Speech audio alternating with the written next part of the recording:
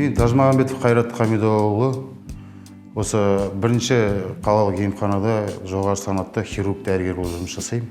Жалпы жұмыс өтілім 29 жыл.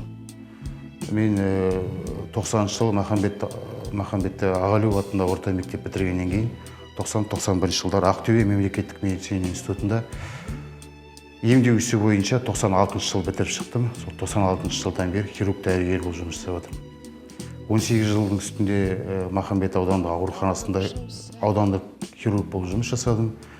2013-тен бері осы бірінші емханада хирург дәрігер болып жұмыс жасап отырмын. Дәрігер болу себебі енді үйде жанұяда анам көп ауыратын болды, сол ауырғасын дәрігер мамандығын таңдадым.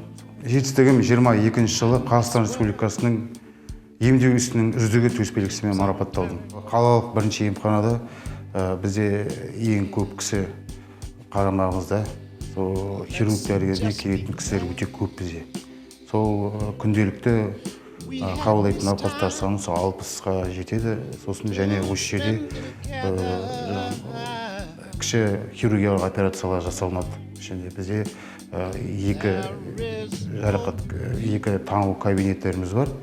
Бірінші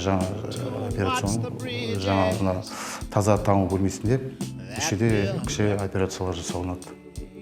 Бәрі құрал жабдықтарымыз, аппараттарымыз бар, операционный стол, медициналық лампа, құрал жарақтарымыз бәрі бар, соған арналған. Енді жедел хирургиялық науқастар ғой бізде келеді. Операцияға баратын науқастарды дайындаймыз. Анализдерін аламыз, квота толтырамыз, облыстық ауруханаға жібереміз операцияға. Операциядан шыққан науқастарымызды перевязь жасаймыз, ары қарай жүргіземіз. Кей жағдайда үлкен жарақат алған науқас ауру адамдарға мүгедектік топтарын алып беру, сондай жұмыстар өшеді. Балалар келеді, жарақат бекетінен келген балалар бар. Солардың гипсін босатамыз, аламыз. Іріңде жаралар келеді, соларға перевязь жасаймыз. Softly